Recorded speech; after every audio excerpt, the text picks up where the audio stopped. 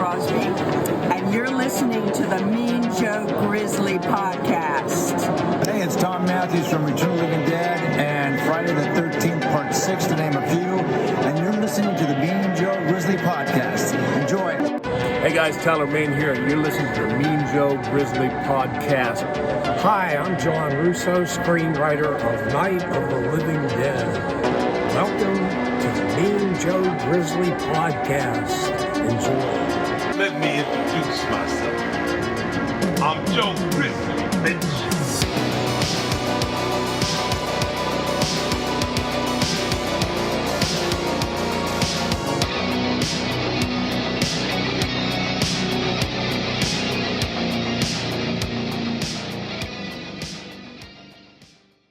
What up, Mean Militia? I'm Mean Joe Grizzly, and when I'm not running for my life down the corridors of a space colony from dozens of facehuggers, I'm at the Grizzly Cave, watching movies, reading comics, listening to metal, and of course, crushing beers.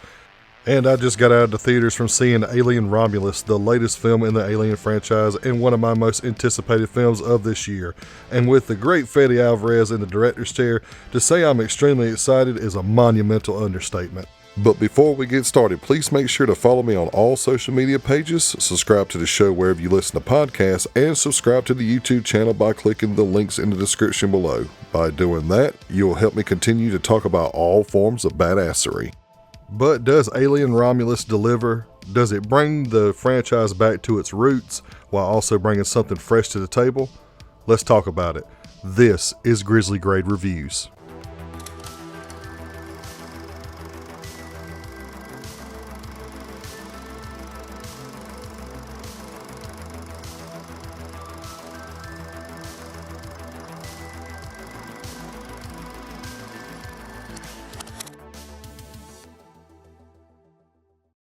When a group of teens attempt to leave their desolate planet and hard life of labor behind by hijacking a decommissioned research ship, they soon find out that the ship was an experimental laboratory that's main subject of study is the dreaded xenomorph. So when it was announced that Fede Alvarez would be directing the next Alien film, I was beyond excited. He's the director of two modern classics like Evil Dead 2013 and Don't Breathe, and he's getting a shot at directing an Alien film. I couldn't have pictured a better choice, and the fan base couldn't have gotten a better choice. But the problem is, the franchise is a complete mess right now. Could he pull it off despite it being in such a mess? I'm happy to report that Fede Alvarez is now 3-0 in the horror genre, and I love this movie. It was everything that I wanted in an Alien film, and honestly, a little bit more. The Alien franchise was kind of in a weird state before this movie was released. The first film was a perfect mix of sci-fi and horror, and it's essentially a slasher in space. Then it would switch up the style and the tone and go for a more action-oriented direction with Aliens. Alien 3 and Alien Resurrection continued that trend. And then creator Ridley Scott released Prometheus, and he wasn't planning on tying that into Alien, but he did. So it and Alien Covenant, the sequel, explore the concept of the beginning of the universe and tying it to the xenomorphs and Alien, having it lean very, very heavily into the sci-fi aspect. But that muddied the timeline and did very little to reconcile it. So the franchise was placed on the back burner for a few years, and then that brings us to today with the release of Alien Romulus.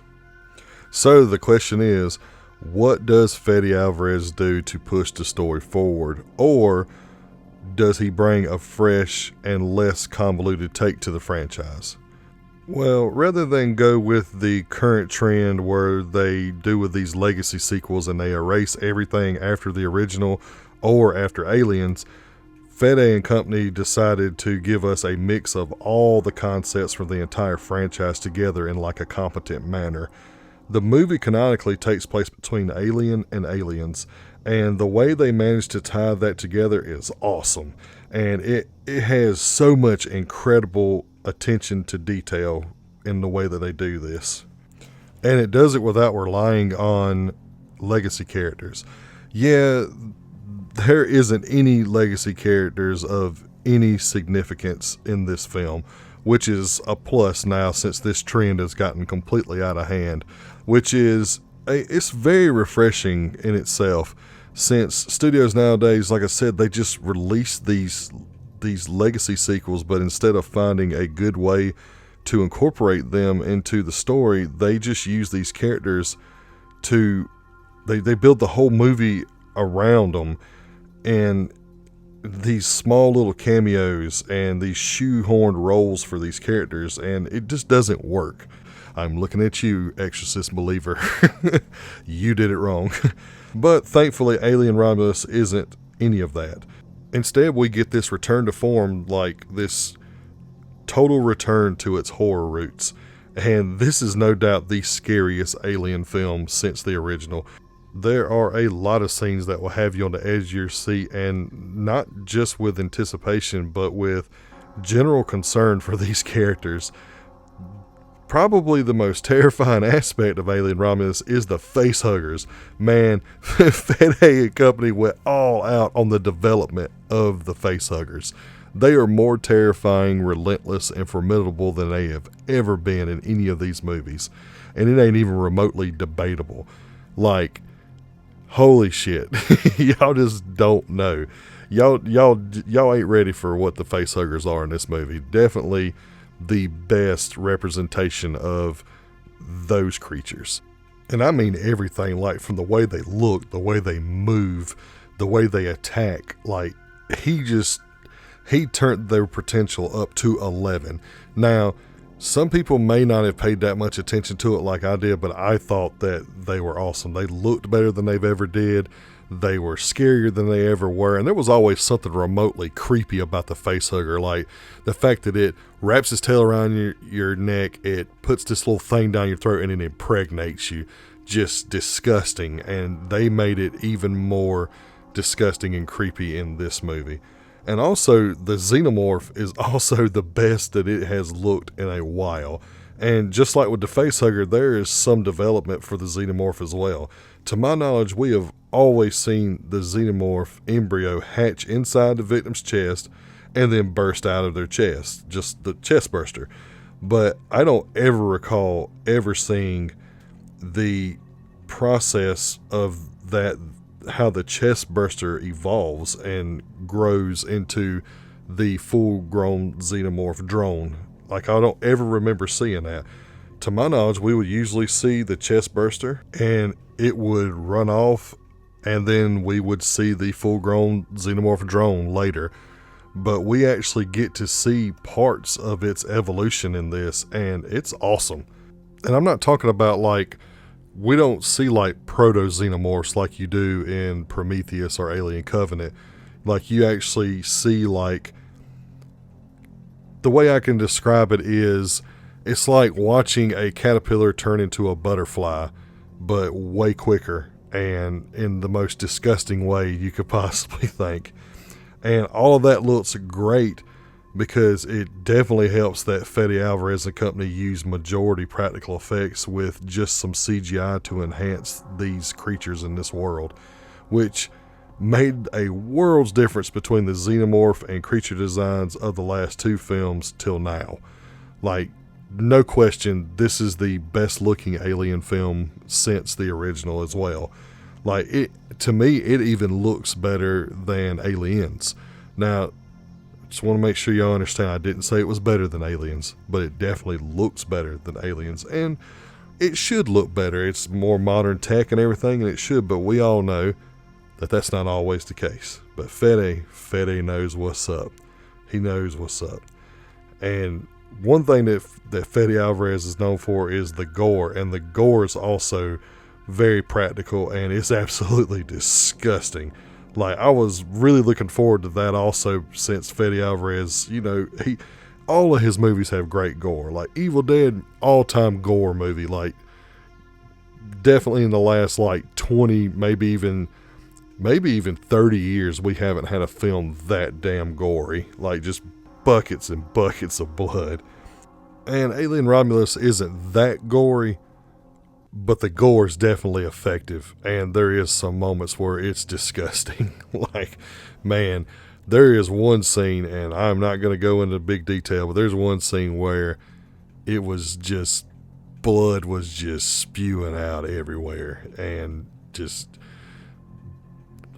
insides and all kinds of stuff. It is just so fucking gross. Fetty knows how to do gore, and I'm glad that Disney let him do gore. Like, that's something that you got to have in an alien movie.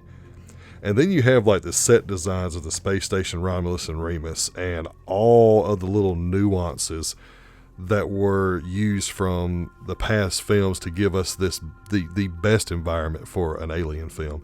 Fetty manages to use these concepts and aspects perfectly, and he integrates the dark, claustrophobic corridors of the original film together with the incredible set pieces of Aliens, like the xenomorph nests and stuff like that. He just blends all this stuff so perfectly.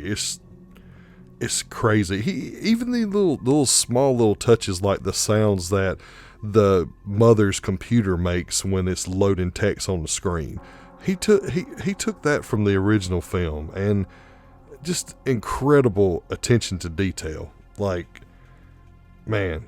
And I know all this sounds like fan service, and yeah, it totally is. There's a lot of fan service in this movie, but there is a difference between what you call blatant fan service, and depending on nostalgia, and what you call tasteful fan service and nostalgia enhancing a movie. The story isn't dependent on any of it in the least bit, and it just enhances the film even more. Like, it's less about saying, hey, you remember this part? Hey, you remember this part? Hey, you remember? Hey, you remember how you felt when you did this? It's less about that and more about, you like this concept in this specific movie of this franchise. We have brought that concept back and integrated it into the film organically, and it looks great. Just, that's the best way that I know how to describe it. Then you got the cinematography, and it is beautiful, and at times is actually breathtaking. Like, the shots of like outside an open space, outside the space station Romulus, is just absolutely incredible. It might be some of the best looking cinematography I've seen this year, and probably in the last few years. And there's just these great shots that Fede Alvarez ends up getting as well that are incredible, that he also ties in with these concepts that he pulls from other movies and stuff. Like, there's one, like this whole zero gravity scene that is awesome, and it manages to incorporate a little bit of a concept or an event that happened in one of the other films, as well as bringing something new in it and turning it into this crazy tension-filled scene. It's one of the best scenes in the movie. Wish I could talk more about it, but I don't want to ruin it for you because it's awesome, because y'all need to go see this movie. But, and the cinematography is great, and the cast is overall great. The majority of these misfits are likable, and you want them to succeed. You want them to get off of this planet and leave this life behind and have a better life. And Kylie Spivey and David Johnson are the standouts of this group.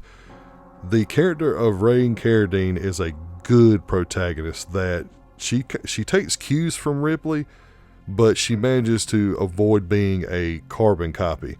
And she's probably the best female lead that we've seen in the franchise since Ripley. I can't think of any other female leads that after Ripley's like story was done in Alien Resurrection that stand out. But Rain definitely does. There is some points where they kind of frame a scene around her that's kind of like a little tribute scene to stuff that Ripley did, but she isn't Ripley, and there's a distinct difference between both of those characters, and I really like that Fede nailed that aspect. And then there's probably the most interesting character in the whole film, and that's Andy the android, and he is just, he's a crazy lovable character. Like, you care about him even though you know he's a damn robot. You're like, I want this guy to make it. I want this robot to make it. And he's just like Ash and Bishop before him, like just this synthetic android. But initially, he is very childlike. Like, the only thing he can really do is he tells dad jokes, and he has one directive, and that's to protect Rain at all costs. And you watch him under the circumstances and stuff that there's an event that happens where something changes him, and he becomes this callous and driven version of himself as the movie progresses. And his relationship with Rain, it shouldn't be as organic as it feels when you're watching it, because she's human and he's a robot. But it gives us this great brother and sister camaraderie between the two of them.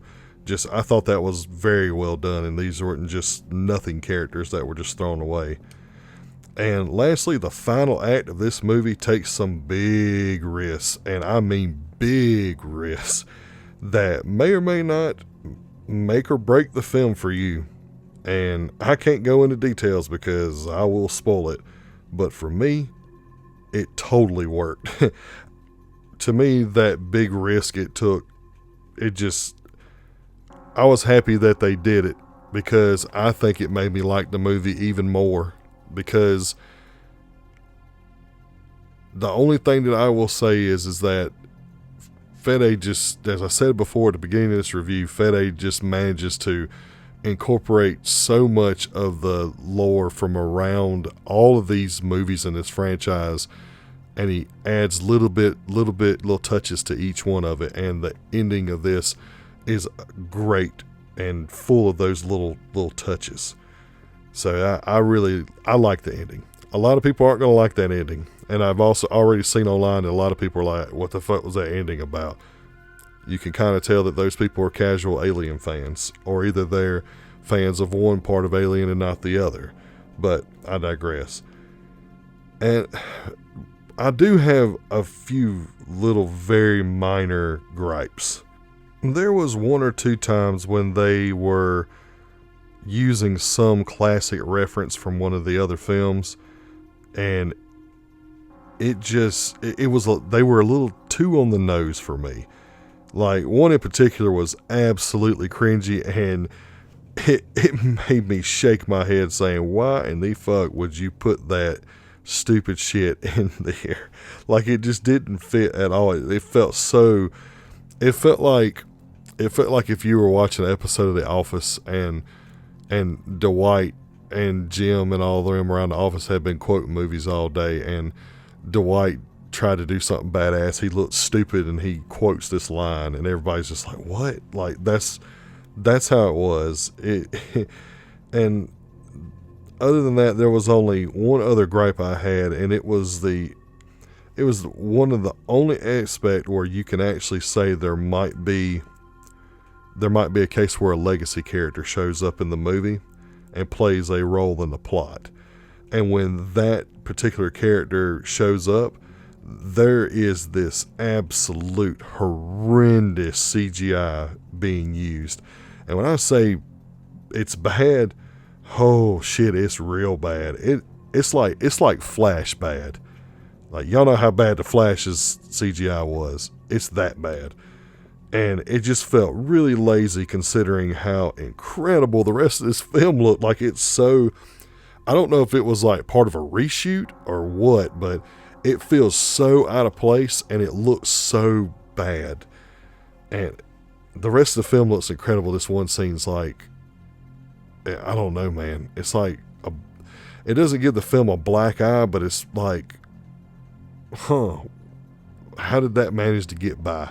Like, how'd they miss that? It's really strange. But that's all the gripes I have. Other than those two gripes, I have nothing else. It was everything that I wanted and more from an Alien film. And I said it before, Fede Alvarez is undefeated right now when it comes to horror movies. And my opinion, he deserves credit for reviving two big franchises, one being The Evil Dead and now Alien. The guy doesn't miss. Like he just needs to be the guy that you bring in to fix your franchise when it's fallen off the rails, or it's grown stagnant, or it's been in dormancy for a very long time. And he definitely knocked this one out of the park.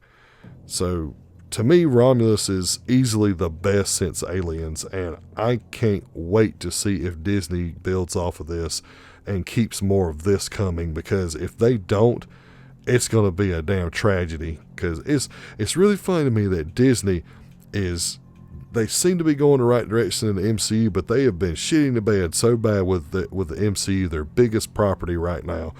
But the little stuff that they're doing since they bought 20th Century Fox with those IPs, it's pretty damn incredible. Between this and Prey, it's incredible.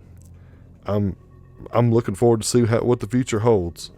So with all that being said, Alien Romulus gets a 4.75 out of 5, and it is definitely Grizzly grade guaranteed.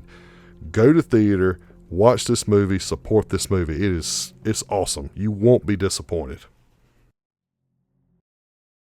And that does it for another episode. Make sure you click the links in the description and subscribe to the show wherever you listen to podcasts, and also follow the YouTube channel so you don't miss any of the content I'm bringing your way. Also, make sure you check out Carl Casey at Whitebat Audio. He is a synthwave master, and his music is being used throughout each episode, so check him out on Apple Music, Spotify, and YouTube.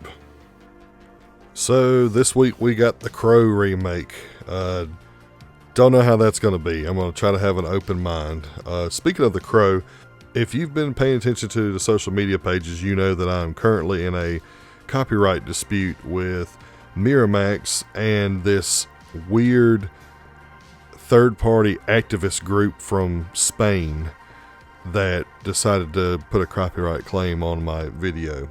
So, long story short, I appealed the first time, or I disputed the first time, and Miramax accepted, and then here comes this third-party scam group that came in and put a claim on it, and that took away my ability to dispute. Now I had to go for the appeal. The penalty for losing an appeal is too steep.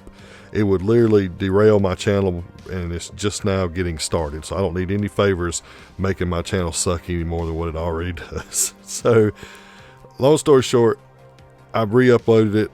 I filed another dispute. We're going to see what happens. If it doesn't work this time, I'm just going to take it down. I'm going to find a different avenue to put this up, like whether it be it's already up on TikTok. So if you have TikTok, that full video is on TikTok. It's just in the format of TikTok. So the full video, it's not broken down into segments.